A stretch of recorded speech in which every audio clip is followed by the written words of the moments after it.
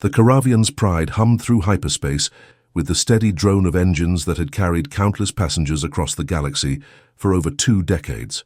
In the cramped passenger compartment, beings from a dozen different worlds sat in uncomfortable silence, each lost in their own thoughts about destinations and purposes that remained their own business. Near the back of the compartment, in seat 47C, a human woman slept curled against the viewport. Her brown hair fell across her face in gentle waves, and her simple grey jumpsuit marked her as just another low-fare passenger taking the cheapest route through the outer systems. The other passengers barely glanced at her. Humans were common enough on transport vessels, though hardly worth noting. They were a species known more for their stubborn persistence than any particular skill or strength. Captain Zethkar moved through the passenger area with the practiced efficiency of someone who had been managing interstellar transport for 30 standard years. His scaled reptilian features and imposing 7-foot frame commanded natural respect from most species, though he rarely needed to assert his authority. The Caravian's Pride ran smoothly because he ran it smoothly.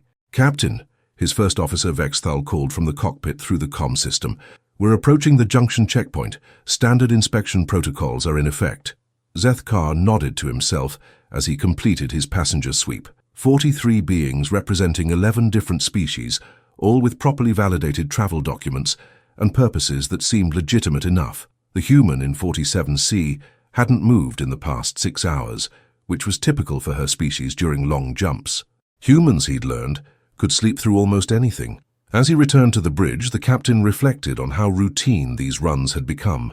The outer rim routes were generally peaceful, with only the occasional customs delay or minor technical issue to break the monotony. Pirates rarely bothered with passenger transports. There simply wasn't enough profit in it to justify the risk of drawing galactic authority attention. The bridge of the Pride was compact but well-maintained, with crew stations arranged in the classic Caravian configuration that prioritized efficiency over comfort. Vexithal, an insectoid Vrex, with compound eyes that could process multiple data streams simultaneously, managed navigation and communications with the kind of multitasking ability that made his species invaluable as starship crew. "Checkpoint control is giving us clearance for standard approach," Vexthal reported, his mandibles clicking softly as he spoke. "No delays reported in the system." "Good." Zethkar settled into his command chair, which had been modified to accommodate his larger frame. "Maintain current approach speed and prepare passenger manifest for inspection."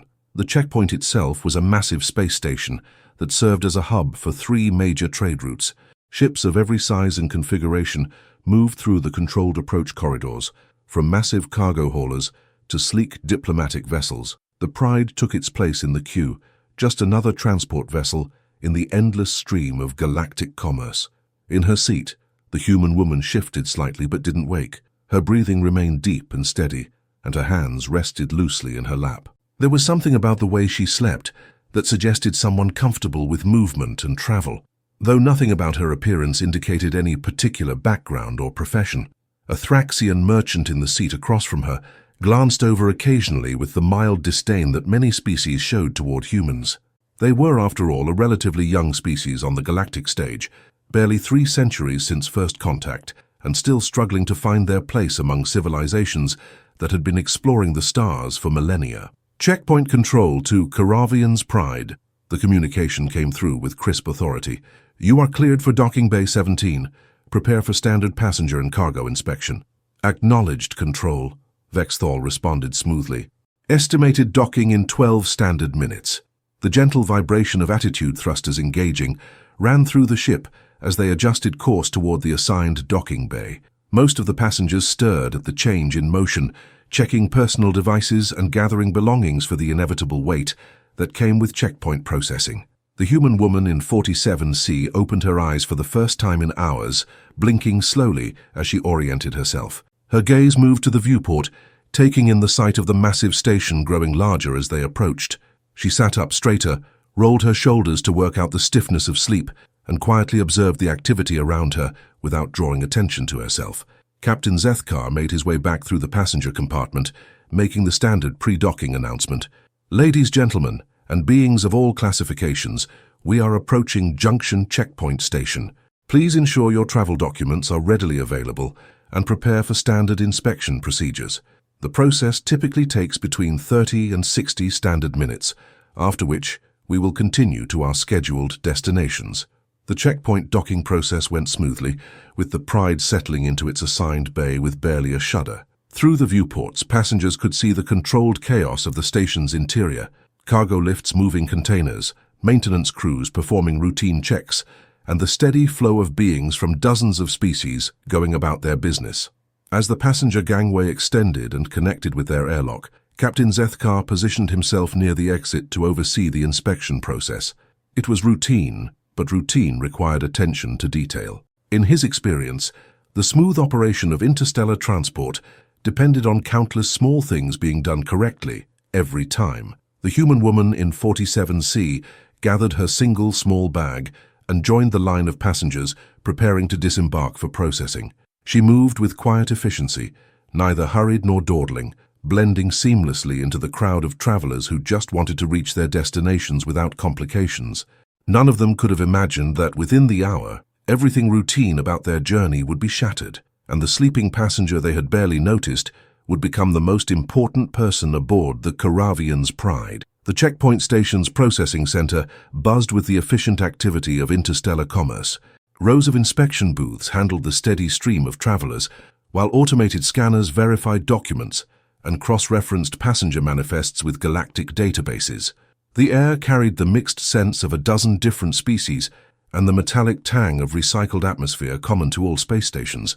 Lieutenant Kexthor, a bulky Gordanian with natural armor plating and 4 arms, supervised the inspection of passengers from the Karavian's Pride. His species had evolved on a high-gravity world, making them naturally suited for security work, and his multiple limbs allowed him to process documentation with impressive speed. The human woman stood in line behind a nervous cetacean trader who kept adjusting his breathing apparatus, and ahead of a family of wrecks whose compound eyes tracked everything happening around them with mechanical precision. She held her travel documents loosely in one hand, appearing neither anxious nor impatient, as the line moved forward at its bureaucratic pace. "Next!" Lieutenant Kexthor called, his voice carrying the authority that came with processing thousands of travelers over the years. The cetacean trader approached with visible relief, eager to complete the formalities and continue his journey. Captain Zethkar remained nearby, as was standard protocol for transport captains during passenger processing. He found himself observing the human woman with mild curiosity, not because she was doing anything unusual, but precisely because she wasn't. Most passengers showed some sign of the stress that came with checkpoint inspections, checking documents repeatedly, fidgeting with personal belongings, or engaging in nervous conversation with fellow travelers.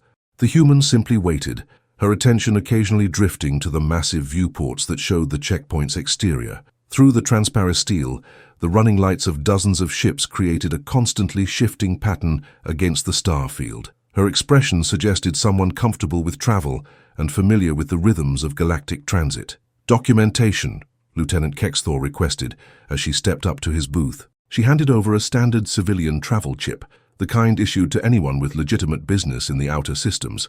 The scanner accepted her chip with a soft chime, and data scrolled across Kexthor's display. Sarah Chen, Terran citizen, destination Kepler station via the Outer Rim commercial route.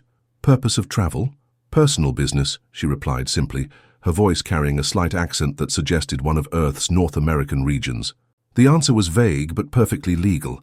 The Galactic Authority didn't require detailed explanations for civilian travel. Kexthor's 4 eyes scanned the data, while 2 of his hands worked the controls, and a third held her documentation. Nothing unusual appeared on her record. No outstanding warrants, no flagged associations, no restricted travel history. Just another human making her way through the galaxy for reasons that were her own business. Any items to declare? Weapons, restricted technology, biological samples? No, Sarah answered, setting her small bag on the inspection platform. The scanner revealed exactly what would be expected from a low-budget traveler: basic personal items, a change of clothes, some standard nutrition bars, and a worn datapad for entertainment during the journey. The inspection process continued with mechanical efficiency. Sarah's biometric scan matched her documentation, her bag contained nothing requiring special permits, and her travel route followed standard commercial paths. In less than 5 minutes, she was cleared to continue her journey. "Proceed to Gate 7 for reboarding," Kexthor informed her. already moving on to the next passenger in line. Sarah collected her belongings and moved toward the designated area, blending back into anonymity among the other cleared travelers. Captain Zethkar watched the remaining passengers complete their processing while keeping one eye on the station's general activity feeds.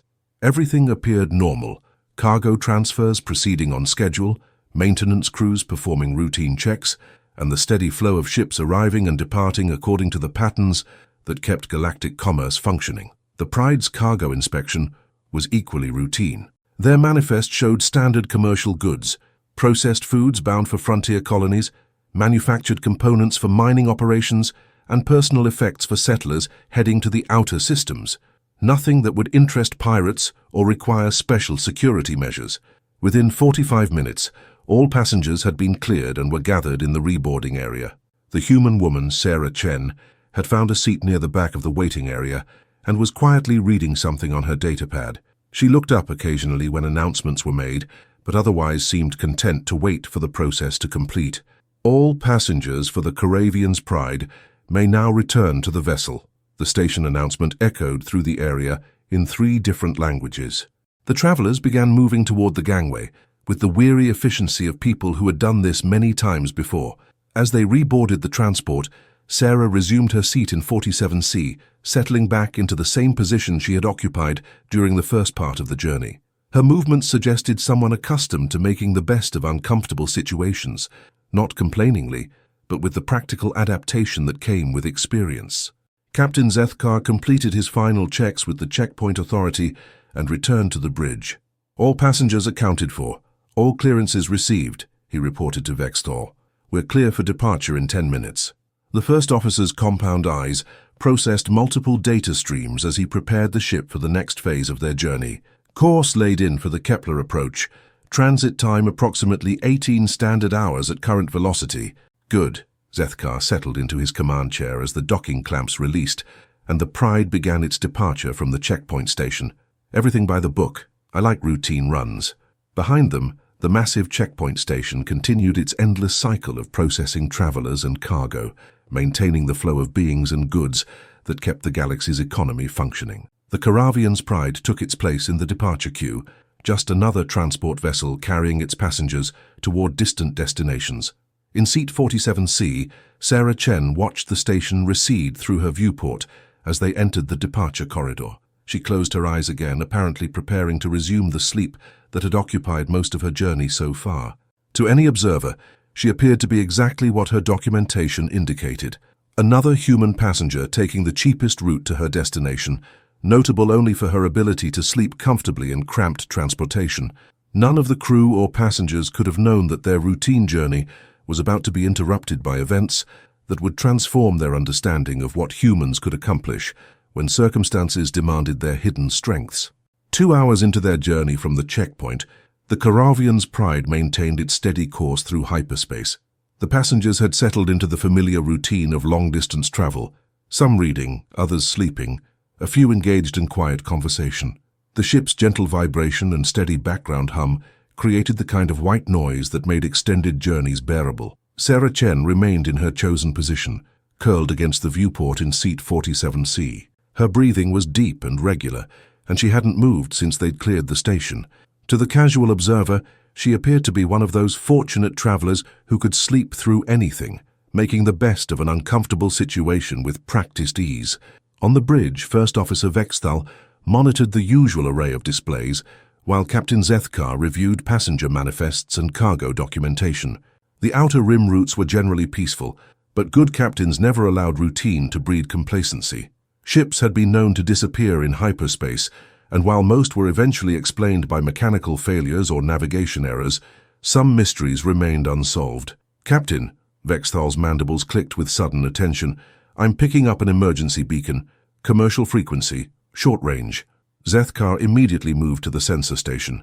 Emergency beacons were taken seriously by all legitimate spacers.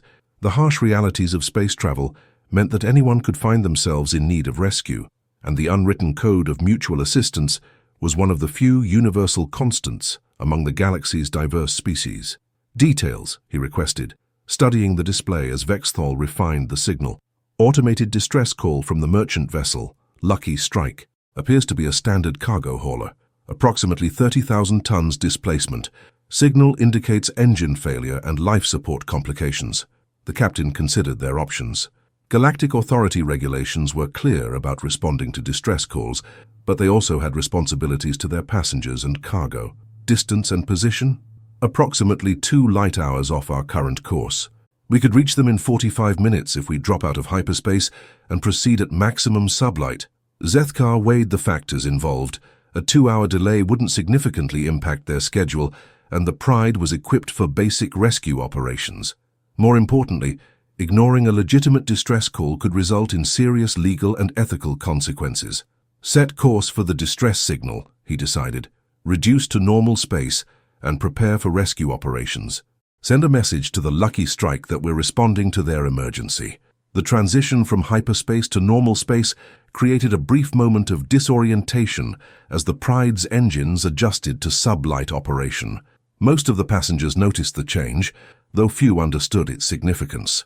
Sarah Chen opened her eyes at the shift in the ship's movement, glancing toward the viewport, where the star patterns had changed from hyperspace's characteristic blue shift to the normal white points of distant suns.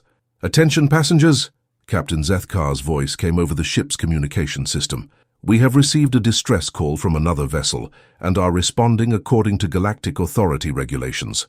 This may cause a brief delay in our journey, but we expect to resume course within 2 hours. Thank you for your patience." The announcement created a ripple of conversation throughout the passenger compartment. Most travelers understood that rescue operations were a standard part of space travel, though some grumbled about delays to their schedules. Sarah Chen listened to the announcement without visible reaction, then closed her eyes again as if preparing to resume her sleep. As they approached the coordinates of the distress signal, Vexthal's compound eyes tracked multiple displays simultaneously. "I have the Lucky Strike on visual sensors, Captain. She appears to be drifting. No engine activity detected."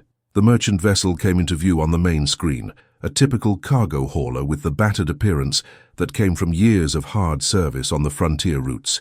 Her running lights were dark, and no movement was visible around her hull. She looked like exactly what her distress call claimed, a disabled ship in need of assistance. "Hail them," Zethkar ordered, taking his position at the command station. "Lucky Strike, this is the commercial transport. Karavian's Pride, responding to your distress call. Please respond." The reply came after a brief delay, the voice crackling with static that suggested damaged communications equipment. "This is Captain Vorg of the Lucky Strike. We've got engine failure and life support problems. Need immediate assistance." "Understood, Lucky Strike. We're moving to assist. Stand by for rescue operations." Zethkar began coordinating the complex process of ship-to-ship assistance.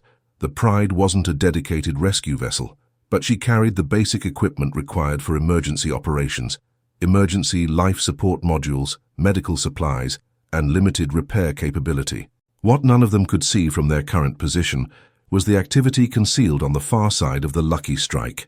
3 sleek attack craft lay hidden in the merchant vessel's sensor shadow, their crews preparing for the moment when the transport vessel moved within striking range. The distress call had been a carefully crafted lie, designed to draw unsuspecting ships into a trap. The Lucky Strike had been captured 3 days earlier, her crew imprisoned, and her communications equipment modified to broadcast the false emergency signal. It was a tactic that had proven successful in the less patrolled regions of the Outer Rim, where rescue vessels often found themselves becoming victims instead of saviors. As the Karavian's Pride moved closer to provide assistance, her crew and passengers remained unaware that they were approaching not a rescue operation, but an ambush that would test every assumption they had about courage, skill, and the hidden potential that could emerge when ordinary beings were forced to confront extraordinary circumstances. In seat 47C, Sarah Chen's eyes opened again, and this time they stayed open. Something in the ship's movement pattern had changed, something subtle that most passengers wouldn't have noticed. Her expression remained calm, but her posture shifted slightly, the unconscious alertness of someone whose instincts were beginning to whisper warnings that her conscious mind hadn't yet processed.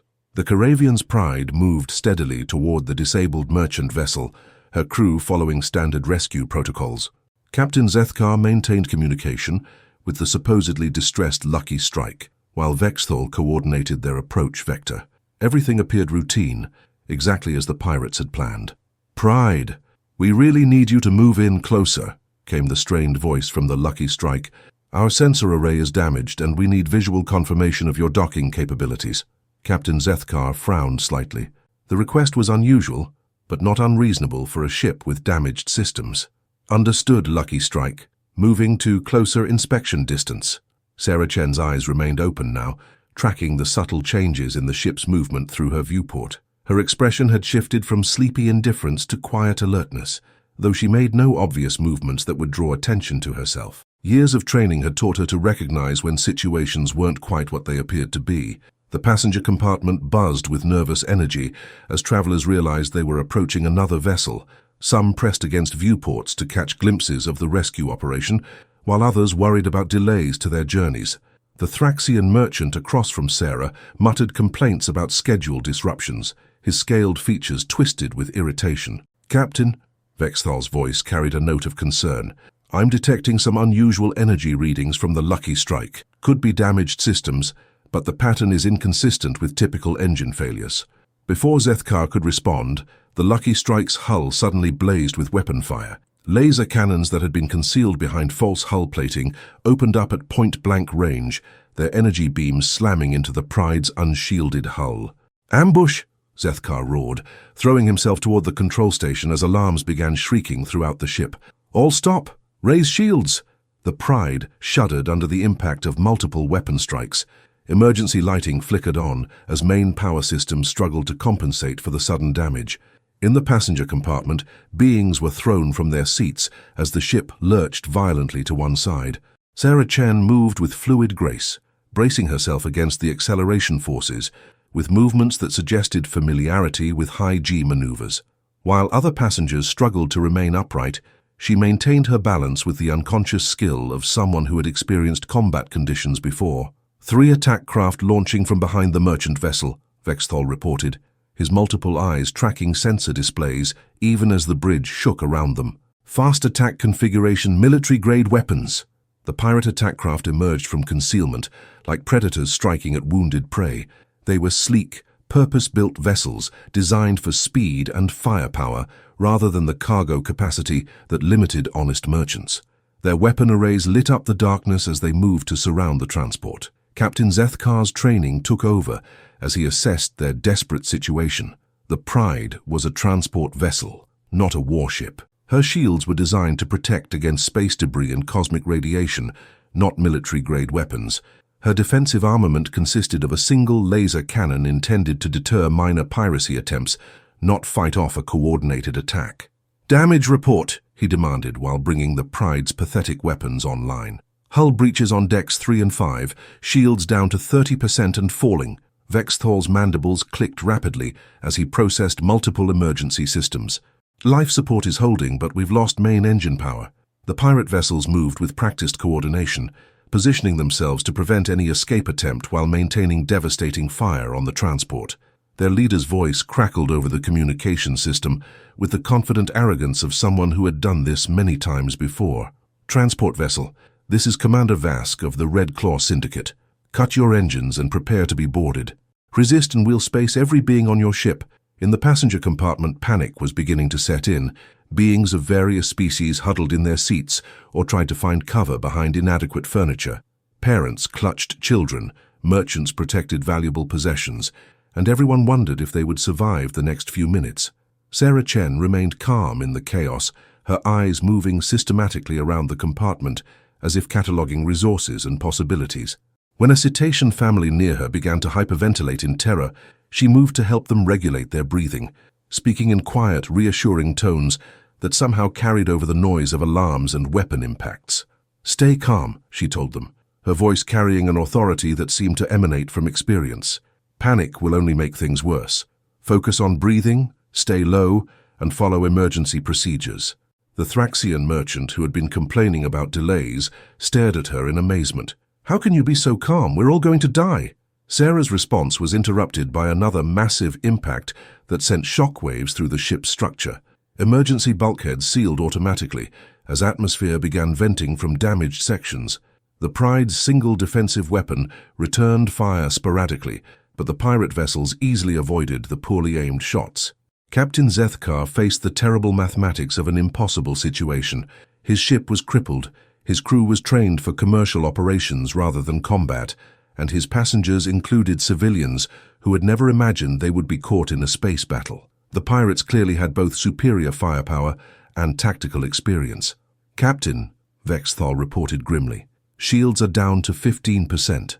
One more concentrated attack will breach our hull integrity." The pirate leader's voice came over the comm again, filled with mocking confidence. "You've got 30 seconds to surrender, transport. After that, we start targeting your life support systems. Make this easy on everyone." Zethkar looked around his damaged bridge, seeing the fear in his crew's eyes and feeling the weight of responsibility for every life aboard his ship. The pirates had them completely outmatched, and resistance seemed pointless.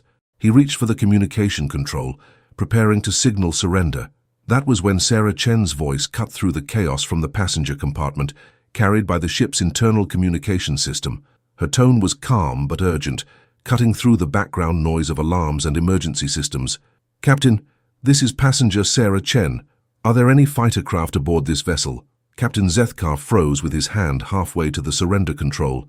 The voice from the passenger compartment had cut through the chaos with a clarity that seemed impossible under the circumstances. While everyone else aboard was either panicking or preparing for the worst, someone was asking about fighter craft with the calm professionalism of a military officer. "Who is this?" he demanded over the ship's internal comm, even as another barrage from the pirate vessels sent shudders through the Pride's damaged hull.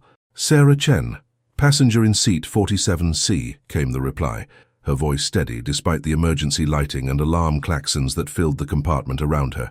"Captain, I need to know if you have any single-seat fighters, interceptors, or armed shuttles aboard this vessel." Vexthal's compound eyes flickered between his sensor displays and the communication panel. "Captain, we do have the emergency escape pod in Bay 4. It's technically rated for combat evacuation, with basic maneuvering capability and minimal weapons."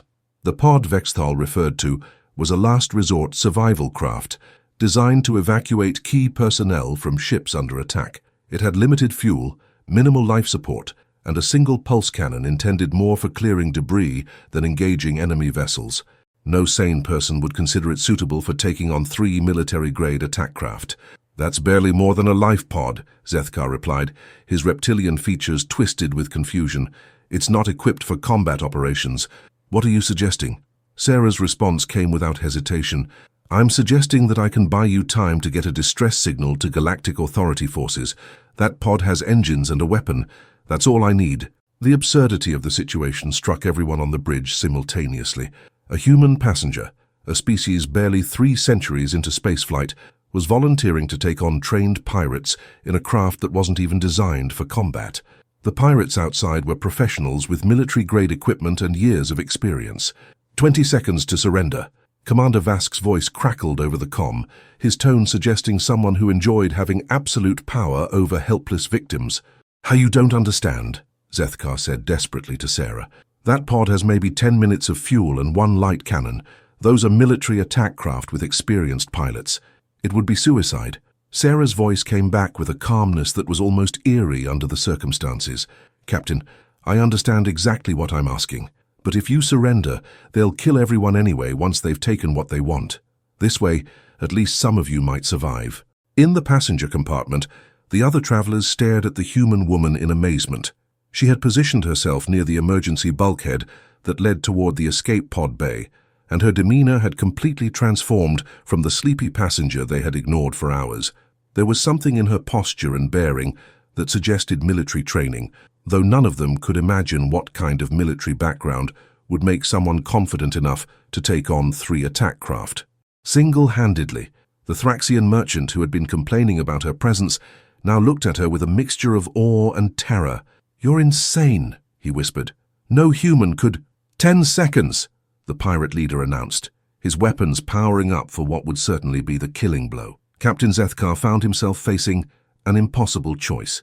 Surrender meant almost certain death for everyone aboard, but allowing a passenger to attempt what amounted to suicide in a barely armed escape pod seemed equally insane. Yet something in Sarah Chen's voice suggested she knew something the rest of them didn't.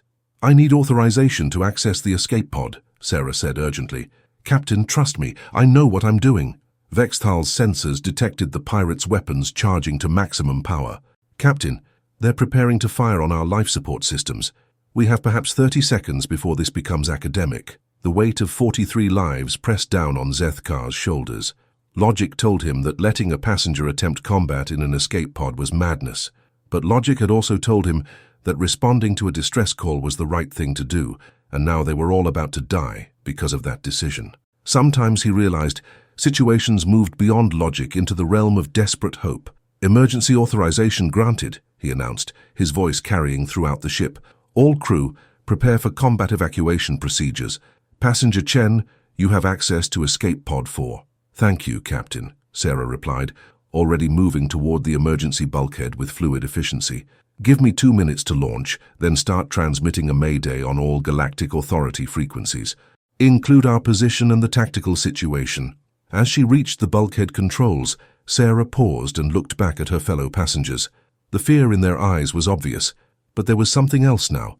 A desperate hope that maybe, somehow, the quiet human who had slept through most of their journey might actually know what she was doing. "Stay strapped in and keep your heads down," she told them, her voice carrying the authority of someone accustomed to giving orders in dangerous situations. "This is going to get rough." The emergency bulkhead cycled open, and Sarah Chen disappeared into the ship's maintenance corridor, heading for an escape pod that was never designed for combat and weapons that were barely more than toys compared to what waited outside. Behind her, the passengers and crew of the Caravian's Pride could only watch their sensors and hope that their unlikely champion had some plan beyond simply dying heroically in the cold vacuum of space. Sarah moved through the Pride's maintenance corridors with the sure-footed confidence of someone who had navigated ship layouts under emergency conditions before. The escape pod bay was located in the ship's lower section, accessed through a series of narrow passages that most passengers would find claustrophobic and disorienting. She reached the bay in less than 90 seconds. The escape pod, designated as number 4, was indeed barely more than a reinforced life support capsule with engines. Its single pulse cannon was mounted in a fixed forward position, and its fuel capacity was designed for emergency evacuation to the nearest safe harbor, not extended combat operations. By any rational assessment, it was completely inadequate for engaging military attack craft. As she ran through the pod's pre-flight checklist with practiced efficiency, Sarah allowed herself a moment to remember the career she had left behind. Colonel Sarah Chen, formerly of the Terran Defense Force's elite 47th Fighter Squadron, 18 years of military service, including 3 tours in the frontier wars where human pilots had earned grudging respect from older galactic powers through skill, determination, and an apparently suicidal willingness to engage superior forces. She had retired 6 months ago, with full honors and a chest full of decorations that meant nothing to civilian passengers on a transport ship. The official records listed her as a decorated veteran, but they didn't mention the specific reason for her early retirement: combat fatigue brought on by too many battles where she had been the only survivor of her squadron. The pod systems came online with a soft hum that was barely audible over the continuing sounds of weapon fire outside. Through the bay's small viewport, she could see the pirate attack craft maneuvering around the Pride-like predators, circling wounded prey. Their movements showed the casual confidence of pilots who had done this many times before and expected no meaningful resistance. "Pod 4 to bridge," she called over the comm system as she strapped herself into the pilot's seat. "I'm ready for launch. Begin your Mayday transmission in 30 seconds. Captain Zethkar's voice crackled back with barely controlled desperation. "Chen, you don't have to do this. We can still surrender and hope—" "Captain," Sarah interrupted gently, "I've been flying combat missions since before some of those pirates were born. Trust me to do my job." She didn't mention that her job for the past 6 months had been trying to forget the feeling of a fighter's controls under her hands, or the way combat flying had once made her feel more alive than anything else in the galaxy. Retirement had been peaceful, but peace had also been empty in ways she hadn't expected. The pod's launch sequence engaged with mechanical precision, magnetic clamps released, atmosphere vented from the bay, and the small craft dropped away from the Pride's hull into open space. For the first time in 6 months, Sarah Chen was back where she belonged, alone in a cockpit with hostile forces in her sights.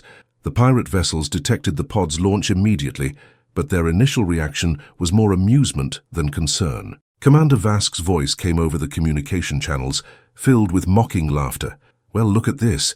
The transport's launched a little pod. Someone actually thinks they're going to fight us in that toy." Sarah didn't respond to the taunt. Instead, she used the pirate's overconfidence to her advantage, accelerating the pod at maximum thrust while running a full sensor sweep of the enemy craft. Her trained eye quickly identified their formation pattern, weapon configurations, and most importantly, their tactical assumptions. They were flying like pirates, focused on intimidation and overwhelming firepower rather than precision or efficiency. Their formation was loose, designed to prevent their target from escaping rather than to protect each other from a skilled opponent. They had never expected to face someone who knew how to turn their numerical advantage into a tactical weakness. The pod's pulse cannon was pathetically weak compared to military-grade weapons, but Sarah had learned long ago that in space combat, it wasn't always about firepower. Positioning, timing, and the ability to predict an opponent's movements often mattered more than raw destructive power. She waited until the lead pirate craft moved into an attack run on the Pride, then struck with the precision of a surgical blade. The pod accelerated directly toward the approaching attack craft, coming in from an angle that put the pirate ship between her and his wingmen. Her pulse cannon fired in rapid, carefully aimed bursts that targeted the enemy's engine nacelles rather than trying to punch through his armored hull. The pirate pilot realized his danger too late. His craft shuddered as pulse blasts severed fuel lines and damaged maneuvering systems. He tried to turn to bring his main weapons to bear, but Sarah had already anticipated the move, using the pod's superior maneuverability to stay in his blind spot while continuing to target critical systems. "What the hell?" Commander Vask's voice carried shock and growing anger. "Kresh, get that thing off you!" But Kresh was discovering something that Galactic Authority forces had learned during the Frontier Wars. Human pilots had an instinctive understanding of three-dimensional combat that seemed to exceed their species' relatively brief experience with spaceflight. Sarah moved the pod through a series of maneuvers that would have been difficult for most pilots in far superior craft, staying consistently one step ahead of her opponent's attempts to target her. The damaged pirate vessel's engines failed completely, sending it into an uncontrolled drift. Sarah had eliminated 1/3 of the attacking force without destroying a single ship, a tactic that required far more skill than simply blowing things up. Commander Vask's voice turned ugly with rage and disbelief.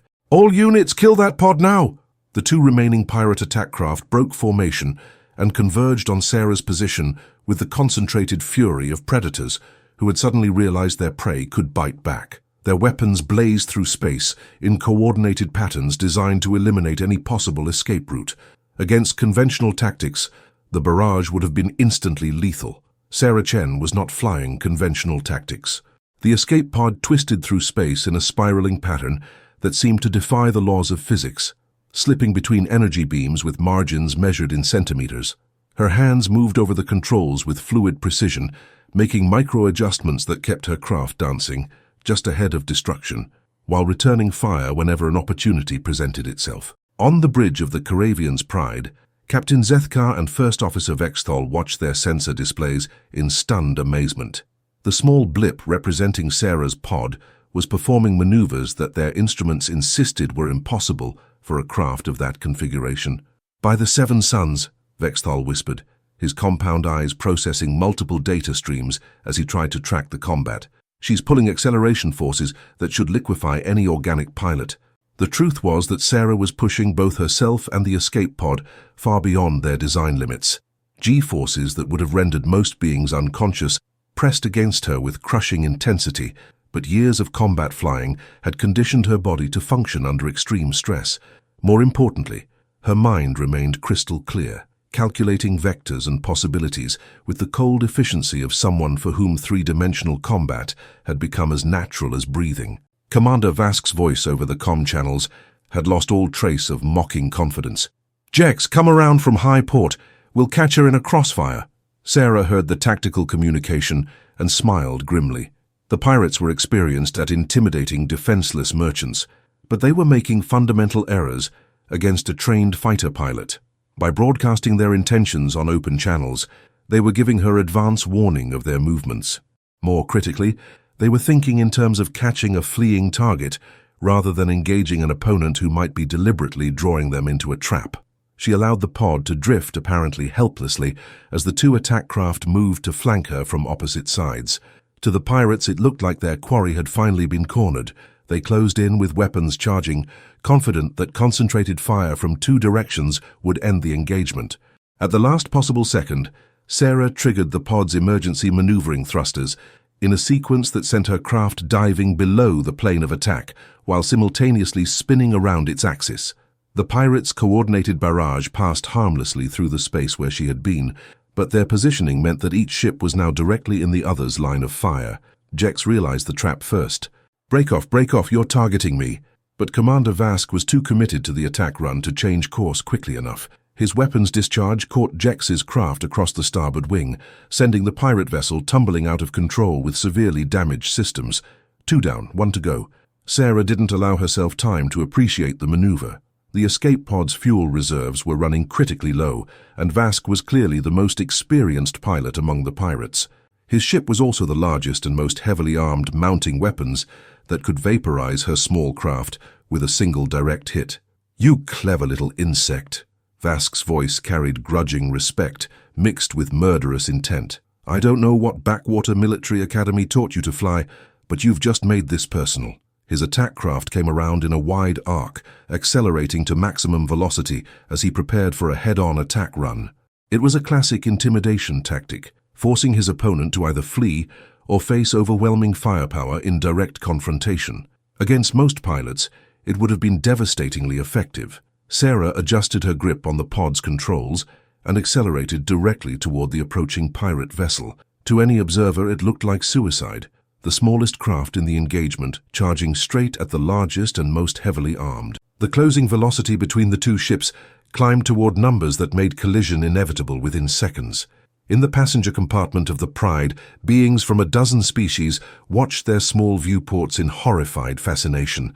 The human woman who had slept quietly in seat 47C was apparently about to ram a pirate vessel in a gesture that would eliminate both craft but accomplish nothing except mutual destruction.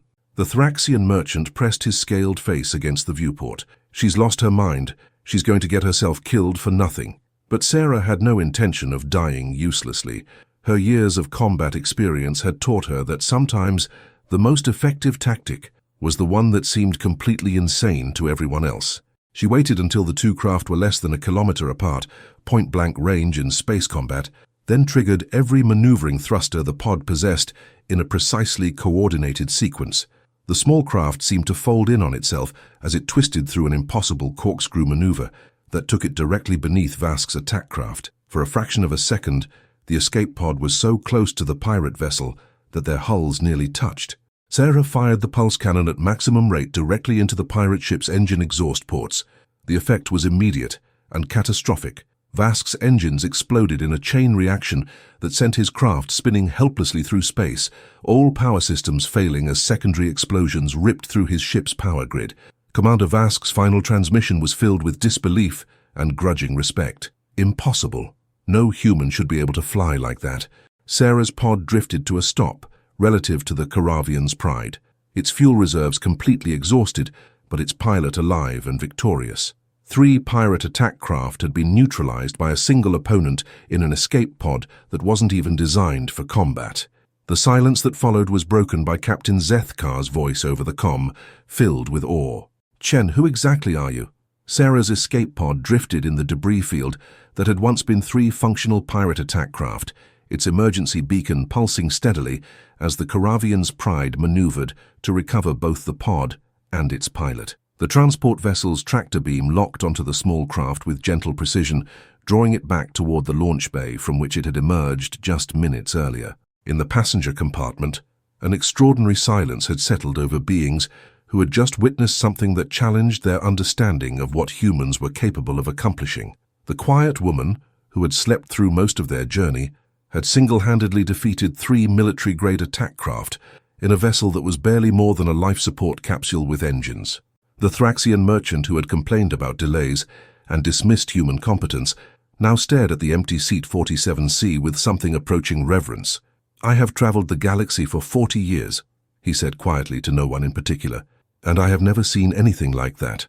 As the escape pod settled into the launch bay and atmosphere was restored, Sarah went through the shutdown checklist with the same methodical precision she had shown throughout the engagement. Her hands were steady, her breathing regular, and her expression calm, the demeanor of someone for whom extraordinary combat performance was simply another day at the office. Captain Zethkar and First Officer Vexthal were waiting for her when the pod's hatch opened. Both officers showed the kind of respectful attention usually reserved for visiting dignitaries or superior military commanders. The casual dismissal that most species showed toward humans had been completely replaced by something that looked very much like awe. "Passenger Sarah Chen," Captain Zethkar began formally, then paused as he struggled to find appropriate words. "I believe we owe you an explanation of how you were able to accomplish what just happened." Sarah stepped out of the pod and stretched, working out the stiffness that came from high-G maneuvering in a cramped cockpit. For a moment, she looked exactly like what her documentation claimed, a civilian passenger completing a routine journey through the outer systems. "Colonel Sarah Chen, retired," she corrected gently. "Terran Defense Force, 47th Fighter Squadron. I should have been more forthcoming about my background when I volunteered, but old habits die hard. Military personnel learn to keep their capabilities quiet in civilian settings." The revelation sent ripples of understanding through the ship's crew. Vexithal's compound eyes flickered as he accessed his database of galactic military units. "The 47th Fighter Squadron," he said with growing amazement. "The Ghost Riders. Captain, she's one of the pilots from the Kepler Nebula engagement." Captain Zethkar's reptilian features showed the kind of recognition that came from someone who followed military history. The Kepler Nebula engagement had been one of the defining battles of the recent frontier wars, where a single human fighter squadron had held off a fleet of raiders long enough for civilian evacuations to be completed. It had been a textbook example of tactical brilliance overcoming overwhelming odds. "You were at Kepler?" he asked, his voice carrying a respect that would have been unimaginable hours earlier. Sarah nodded, though her expression suggested the memory carried both pride and pain. "I was the squadron leader. We lost 11 good pilots that day, but we saved 40,000 civilians." She paused, looking around the recovered escape pod. "Old reflexes die hard. When I heard pirates threatening innocent passengers, it didn't matter that I was supposed to be retired." The truth was more complex than her simple explanation suggested. Sarah had retired because the weight of command decisions, choosing which pilots to send into impossible situations, watching friends die while she survived, had finally become unbearable. She had left the military with full honors, but also with the kind of survivor's guilt that came from being the one who always made it back when others didn't. Today, however, she had been fighting to protect rather than to destroy, and the old skills had returned with crystalline clarity. For the first time in months, the nightmares of dead squadron mates had been replaced by the satisfaction of lives saved through precise application of combat expertise. "Colonel," First Officer Vexthal said with careful formality, "the Virex military studies human fighter tactics as part of our advanced combat curriculum. Your species' approach to three-dimensional maneuvering is considered innovative." Sarah smiled at the diplomatic phrasing. Innovative was how polite species described human tactical doctrine when they meant recklessly aggressive and probably insane, but undeniably effective. "We do tend to think outside traditional parameters," she agreed. "Most of our early pilots were recruited from civilian aviation backgrounds, test pilots, stunt flyers, racing enthusiasts, people who were used to pushing machines beyond their design limits and surviving on reflexes rather than strictly following established procedures." Captain Zethkar was coordinating the recovery of the disabled pirate vessels with Galactic Authority forces, who had finally responded to their distress call. The conversation over secure channels included considerable amazement from the Authority commanders, who were having difficulty believing that a single escape pod had neutralized 3 attack craft. "Colonel Chen," he said, as he completed the communications, "the Authority is requesting a full tactical report of the engagement. They're also asking if you would be willing to provide a briefing on human fighter tactics to their training academy." Sarah considered the request. Part of her wanted nothing more than to complete her journey to Kepler Station and resume the quiet retirement she had planned. But another part, the part that had once commanded fighters in impossible situations, was stirring to life for the first time in months. "I'll provide the tactical report," she said finally. "As for the briefing, I'll need to think about it. I'm supposed to be retired." The word "supposed" carried more weight than she had intended to give it, and she realized that the engagement had changed something fundamental about how she viewed her post-military future. The skills that had once seemed like a burden were also a gift that could protect innocent lives when circumstances demanded action. As the Caravian's Pride resumed course toward their original destinations, Sarah returned to seat 47C, but her fellow passengers now viewed her with a mixture of respect and wonder that made anonymous travel impossible. The quiet woman who had slept through most of their journey had revealed herself to be something far more significant than any of them had imagined possible. Word of the engagement spread through galactic communication networks with the speed that only truly extraordinary events could achieve. Within hours, the story of a human passenger who had single-handedly defeated 3 pirate attack craft in an escape pod was being transmitted across dozens of star systems, growing in the telling but losing none of its essential impact. The Caravian's Pride had become the most famous transport vessel in the Outer Rim, and Sarah Chen found herself at the center of attention she had never wanted. Passenger after passenger approached her seat with expressions of gratitude, awe, and curiosity about what it meant to be a human military pilot. The cetacean family she had helped during the attack brought their children to meet her, their aquatic features bright with admiration. "Our younglings want to thank the brave human who saved everyone," the father explained in his translated speech. "They have never met a real hero before." Sarah accepted their thanks with grace, though she was clearly uncomfortable with the hero worship. "I just did what anyone with my training would have done," she insisted. "The real heroes are the people who keep flying when they know the odds are against them." But her modesty only seemed to increase the other passengers' respect. Here was someone who had performed impossible feats of combat flying and then deflected praise as if saving 43 lives was simply part of her daily routine. The Thraxian merchant, who had initially dismissed her presence, now approached with the kind of formal courtesy usually reserved for visiting dignitaries. "Colonel Chen," he said, using her military rank with careful pronunciation, "I owe you an apology. I had heard that humans were limited in their capabilities. Clearly I was misinformed." "No apology necessary," Sarah replied diplomatically. "Most humans are limited in combat flying, just like most Thraxians are limited in interstellar commerce. We all have our specializations." Her response demonstrated something that many galactic species found surprising about humans: their tendency to acknowledge individual limitations while maintaining confidence in their species' collective capabilities. It was a balance that most civilizations found difficult to achieve. Captain Zethkar made his way through the passenger compartment, distributing meal vouchers and apologizing for the delay that the pirate encounter had caused to their schedule. When he reached Sarah's seat, he paused with the kind of respect that transcended species boundaries. "Colonel, I've received preliminary reports from the Galactic Authority investigation team," he said quietly. "They're calling what you accomplished tactically impossible and a textbook example of superior pilot training. The pirate leader, Commander Vask, has apparently requested political asylum just to avoid facing criminal charges. He claims he was defeated by supernatural forces." Sarah laughed at that, a sound that carried genuine amusement rather than military formality. Supernatural forces. I like that, though I prefer to think of it as applied physics and aggressive maneuvering. The captain's expression grew more serious. "Colonel, there's something else. The authority has requested permission to interview you about human military training methods.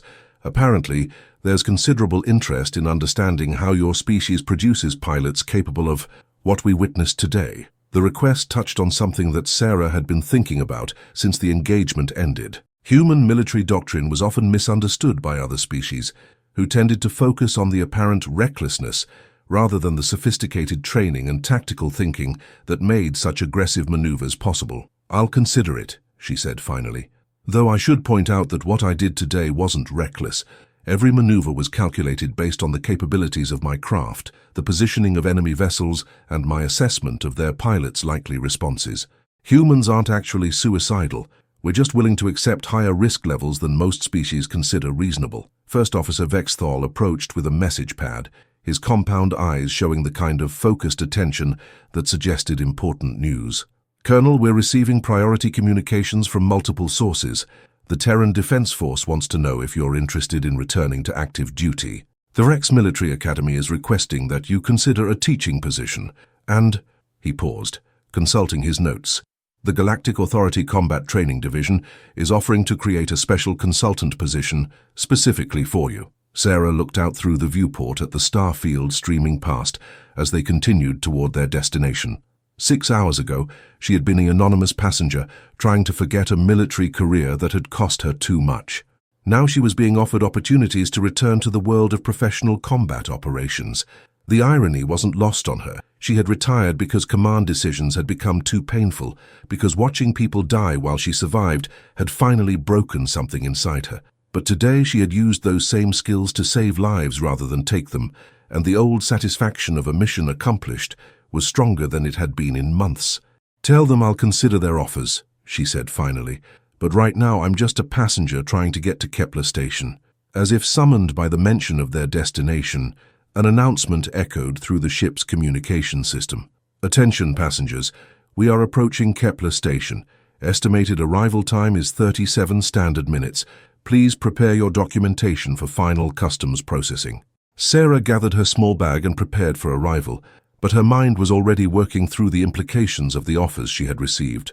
The engagement with the pirates had reminded her that her skills had value beyond their capacity for destruction. They could also be used to protect the innocent and train others to do the same. For the first time since her retirement, Colonel Sarah Chen was beginning to think that her military career might not be over after all. The galaxy, it seemed, still had need for pilots who could turn impossible situations into victories through skill, determination, and a willingness to risk everything for the right cause. The quiet passenger who had slept through most of the journey was discovering that sometimes the most important destinations were the ones you never planned to reach. Kepler Station materialized out of the starfield like a small city floating in the void, its rotating sections and docking arrays creating a complex geometric pattern against the distant nebula for which it had been named. The massive structure served as a commercial and military hub for the entire sector, processing thousands of travelers and millions of tons of cargo every standard day. As the Caravian's Pride approached the station's traffic control perimeter, Sarah noticed something unusual in the communication patterns.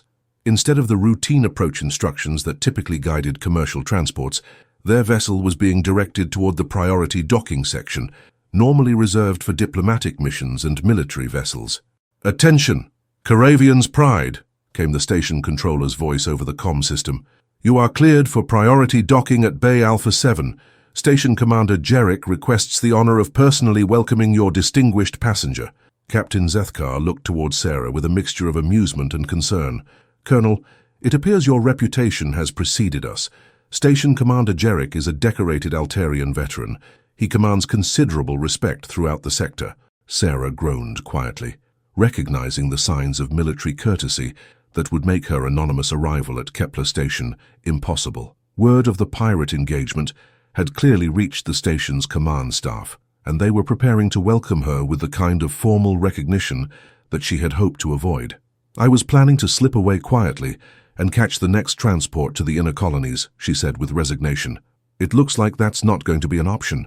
The docking process proceeded with unusual efficiency, as if station personnel were eager to accommodate the transport that carried the now famous human pilot. Through the viewports, passengers could see the controlled bustle of one of the galaxy's busiest commercial stations, but Sarah noticed the subtle signs that indicated heightened security and official attention. As passengers began disembarking through the standard processing channels, a station security officer approached Sarah's seat with the formal bearing of someone delivering an official invitation. "Colonel Chen," the officer said with carefully pronounced respect, "Station Commander Jarek requests the pleasure of your company for a brief meeting, if your schedule permits. He wishes to personally thank you for your actions in protecting civilian lives." Sarah recognized the polite phrasing of what was essentially a command invitation. Military protocols between species were complex, but the underlying courtesies remained consistent across cultures. A station commander's request was not something that could be casually declined. "Of course," she replied, gathering her belongings. "I would be honored to meet Commander Jarek." The security escort led her through corridors that bypassed the standard passenger processing areas, taking her directly toward the station's command section. Along the way, Sarah noticed the kind of respectful attention that military personnel showed to decorated combat veterans.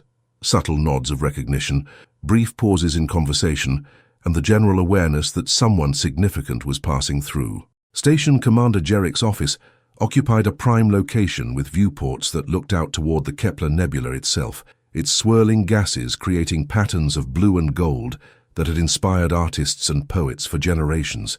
The commander himself was an impressive figure even by Altarian standards, nearly 8 feet tall with the crystalline features that marked his species as naturally adapted to high radiation environments. "Colonel Chen," he said in accented but fluent Standard Galactic, rising from behind a desk that was clearly designed to accommodate his impressive stature. "The honor is entirely mine. I have just finished reviewing the tactical reports from your engagement with the Red Claw Syndicate pirates." Sarah accepted his offered seat and found herself studying the decorations that covered the office walls. Commander Jerich's service record was impressive by any standard. Combat citations from 3 different conflicts, commendations for civilian protection, and the kind of diplomatic recognition that came from successfully managing a critical sector facility. "I simply did what my training prepared me to do," Sarah said, maintaining the modest tone that had characterized her responses throughout the journey. Any qualified pilot would have acted similarly under the circumstances. Jerich's crystalline features shifted in what Sarah recognized as the Altarian equivalent of a smile. "Colonel, I have been commanding military operations for over 30 standard years. I can count on the digits of one hand the number of pilots I have known who could have accomplished what you did in an escape pod against 3 attack craft." He activated a holographic display that showed a detailed analysis of the engagement, with ship movements traced in glowing lines that demonstrated the tactical complexity of Sarah's maneuvering. "Your initial approach to the first pirate vessel showed a perfect understanding of 3-dimensional positioning. Your use of their formation against them during the crossfire sequence was textbook tactical thinking. And your final attack run," he paused, studying the display with professional admiration, "that maneuver should not have been survivable." Sarah watched the holographic recreation with the detached analysis that came from years of post-mission debriefings. The key was understanding that the pirates were thinking like raiders rather than military pilots. They were focused on intimidation and overwhelming firepower, which made them predictable in their tactical responses. "Indeed," Jerich agreed, "but recognizing their limitations and exploiting them effectively required both exceptional piloting skill and the kind of tactical intuition that cannot be taught." He leaned forward slightly, his voice taking on a more serious tone. "Colonel, I have a proposition for you." Sarah had been expecting something like this since the security escort had appeared at her seat. "I'm listening, Commander." "The Galactic Authority has been struggling with increased piracy throughout the Outer Rim sectors. Traditional patrol methods are proving inadequate against opponents who have learned to avoid direct confrontation with military vessels. We need advisors who understand unconventional combat tactics and can train our personnel in advanced maneuvering techniques." He gestured toward a display showing sector maps with incident markers that indicated the scope of the piracy problem. "Your demonstration today suggests that human military doctrine might offer solutions that we have not previously considered. Would you be interested in a consulting position that would allow you to apply your expertise while helping to protect civilian shipping?" Sarah studied the tactical situation displayed on the screens around Jerich's office.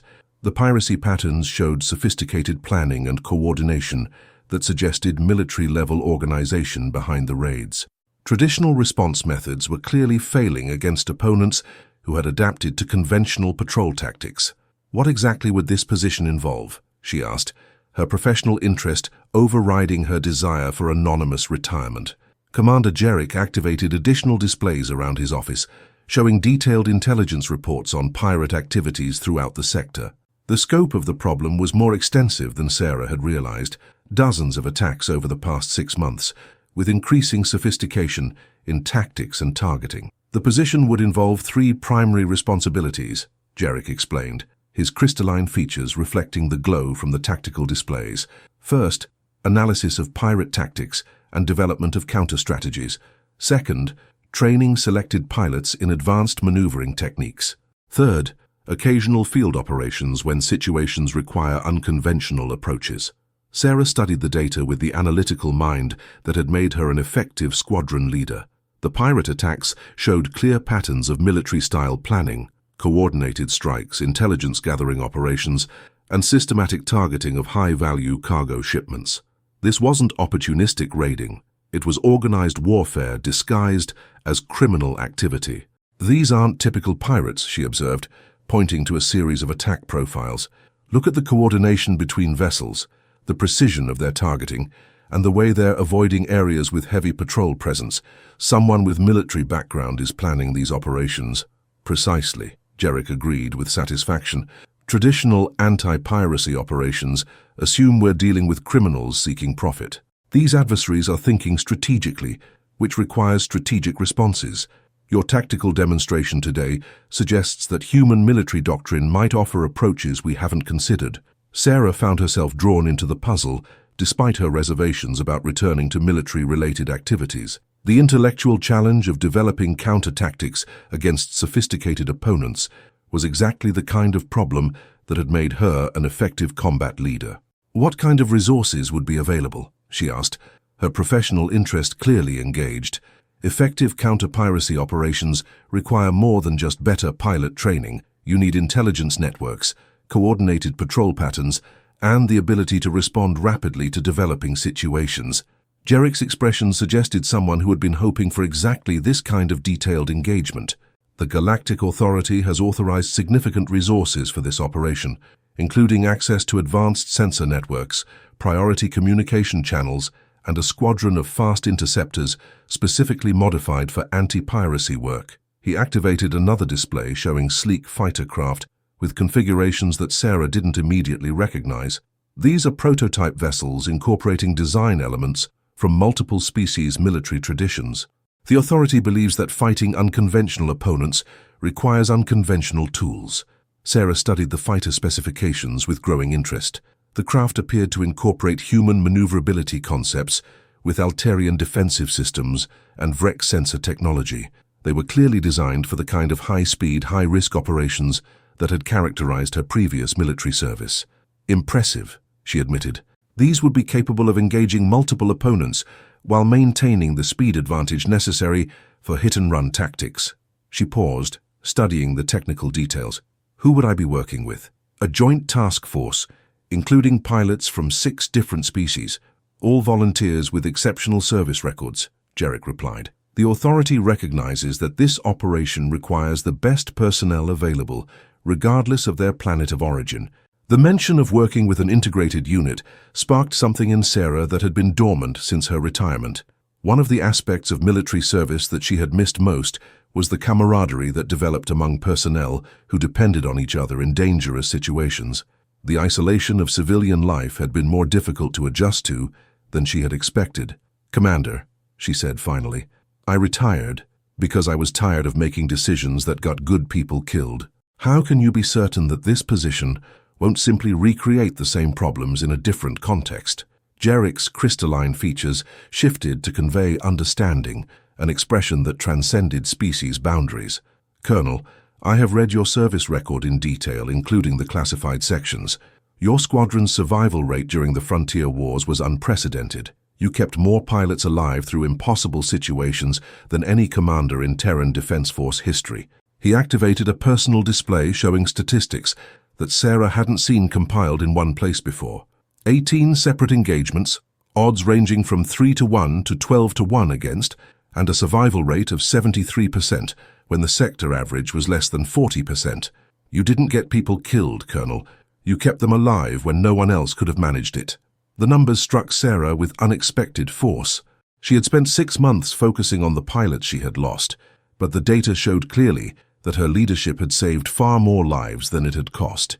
The guilt that had driven her into retirement began to shift perspective, viewed through the lens of objective analysis rather than emotional trauma. "You're suggesting that I can make a difference in protecting civilian lives," she said slowly, working through the implications. "That my experience has value beyond its capacity for destruction." "I'm suggesting that your skills are exactly what the galaxy needs right now," Jarek replied with quiet conviction. "Pirates are targeting civilian shipping because they believe commercial vessels are defenseless. Your demonstration today proved that assumption wrong. When properly applied, tactical expertise can turn apparent weakness into decisive advantage." Sarah stood and walked to the viewport overlooking the Kepler Nebula, its swirling patterns of gas and dust creating beauty from the aftermath of stellar destruction. The metaphor wasn't lost on her. Sometimes the most magnificent things emerged from violence and chaos, transformed by time and natural forces into something entirely different. "What would be the duration of this assignment?" she asked, still watching the nebula's hypnotic patterns. "Initially 1 standard year with options for extension based on results," Jarek replied. "The authority recognizes that this is experimental. We're essentially trying to develop new approaches to an evolving problem. Success would be measured not just in pirates captured, but in civilian lives protected and shipping routes secured." Sarah turned back toward the commander, her decision crystallizing as she spoke. "Commander Jarek, I accept your offer, but I have conditions." His crystalline features brightened with what was clearly relief and satisfaction. "Name them." "First, I want complete tactical autonomy in developing training programs and operational strategies. Second, any pilots assigned to this unit must be volunteers who understand they'll be taking significant risks. Third, if I determine that operations are becoming too costly in personnel, I reserve the right to recommend suspension of the program." "Agreed on all points," Jarek said immediately. "When can you begin?" Sarah smiled for the first time since boarding the Caravian's Pride days earlier. "Give me 48 hours to settle my personal affairs and review the intelligence files. Then we'll see what human tactical doctrine can accomplish against organized pirates." As she prepared to leave the commander's office, Sarah realized that her retirement had been not an ending, but a preparation for this new beginning.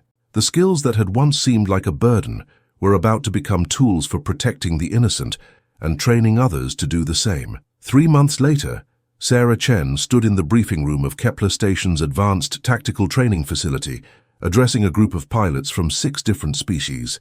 The room itself had been modified to accommodate the diverse physical requirements of its occupants: atmospheric controls for the aquatic cetaceans, gravity adjustments for the high-G Gordanians, and specialized seating for the insectoid Virex.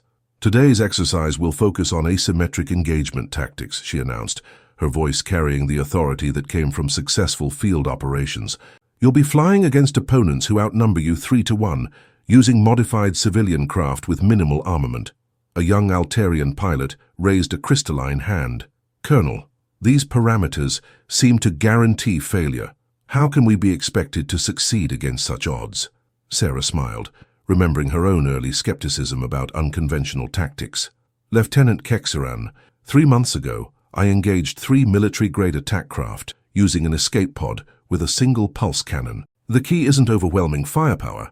It's understanding that your opponent's assumptions about your capabilities can become their greatest weakness."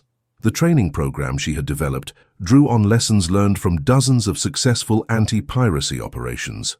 Her joint task force had achieved a remarkable record: 43 pirate vessels captured or disabled, 7 civilian ships rescued, and most importantly, 0 casualties among her pilots. The success had attracted attention throughout the galactic military community. Representatives from multiple species defense forces regularly observed training sessions, eager to understand how human tactical doctrine could be adapted to their own operational requirements. "The principle," Sarah continued, activating holographic displays that showed engagement scenarios, "is to make your opponents think they understand your limitations, then exceed those limitations at the decisive moment." Pirates expect civilian craft to flee or surrender when confronted with superior firepower. They don't expect coordinated counterattacks using unconventional maneuvering. Flight Officer Vexthal, who had transferred from the Caravian's Pride to join the training program, worked the tactical display controls with practiced efficiency. "Colonel, should we review the Meridian convoy engagement?" That operation demonstrated textbook application of these principles. Sarah nodded, calling up sensor recordings from their most successful operation to date. The Meridian convoy consisted of 12 cargo vessels being stalked by 8 pirate attack craft. Traditional escort doctrine would have assigned at least 16 military fighters to ensure adequate protection. We achieved the same result using 4 modified interceptors and careful positioning. The holographic display showed the engagement from multiple angles, with ship movements traced in different colors to illustrate the tactical flow. Sarah's small force had used the convoy itself as both concealment and tactical advantage, striking from unexpected angles, while the pirates focused on their intended targets. "The pirates were thinking like raiders," she explained, as the recording showed enemy vessels being systematically disabled. They assumed we would follow conventional escort patterns, maintaining formation and responding defensively to their attacks. Instead, we used their focus on the convoy to position ourselves for offensive strikes they never anticipated. A Gordanian pilot with the massive frame typical of his species leaned forward with interest. "Colonel, the deception element appears critical to success. How do we maintain that advantage as our tactics become more widely known?" "Excellent question, Lieutenant Gorax," Sarah replied. "The answer is that we don't rely on specific maneuvers. We rely on the underlying principle that aggressive, intelligent opponents will always find ways to exceed their apparent limitations. As long as pirates think in terms of overwhelming weak opponents, they remain vulnerable to tactics that turn their strength against them." The briefing continued with detailed analysis of various engagement scenarios, but Sarah found her attention drifting to a message she had received that morning. Captain Zethkar of the Caravian's Pride had written to inform her that his transport routes had become some of the safest in the sector, protected by the reputation that surrounded any vessel that had once carried the now famous human pilot. More significantly, other passengers who had witnessed her actions that day had gone on to spread stories throughout the galaxy about human courage and capability. The Thraxian merchant had become an advocate for human species inclusion in interstellar commerce councils. The Cetacean family had named their newest offspring after her, ensuring that her example would be remembered for generations. But perhaps most importantly, recruitment for interspecies military cooperation had increased dramatically as beings from across the galaxy sought opportunities to serve alongside human personnel.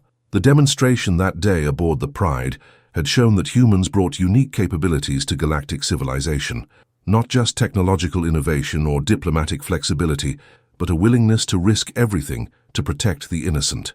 "Colonel," Lieutenant Kexran asked as the briefing concluded, "what made you decide to take that risk in the escape pod? You could have let the transport surrender and hoped for the best." Sarah considered the question carefully, knowing that her answer would influence how these young pilots approached their own future challenges. "Because hope isn't a tactical plan," she said finally. "When innocent lives are at stake, trained personnel have a responsibility to act, even when the odds seem impossible. That's not recklessness. It's accepting that some things are worth fighting for, regardless of the personal cost." As the pilots filed out to begin their practical exercises, Sarah remained in the briefing room, watching through the viewports as their modified interceptors launched for another day of training. Each of these beings would return to their homeworlds, carrying knowledge that could save civilian lives and protect the vulnerable from predators who counted on fear and overwhelming force. The woman who had once slept anonymously in Seat 47C had become something she had never intended to be, a symbol of human potential and a bridge between species that had once viewed her kind as newcomers to the galactic community. Her retirement had ended, not with peaceful obscurity, but with the discovery that her greatest contributions lay not in her past victories, but in her ability to teach others that courage could triumph over impossible odds. Outside the station, the Kepler Nebula continued its ancient dance of creation and destruction, beautiful and terrible in its cosmic indifference. But within the station's corridors and training facilities, beings from across the galaxy were learning that sometimes the most extraordinary heroism emerged from the most ordinary circumstances, when someone with the right skills chose to stand up for those who couldn't defend themselves. Sarah Chen had found her new purpose, and the galaxy was safer for it.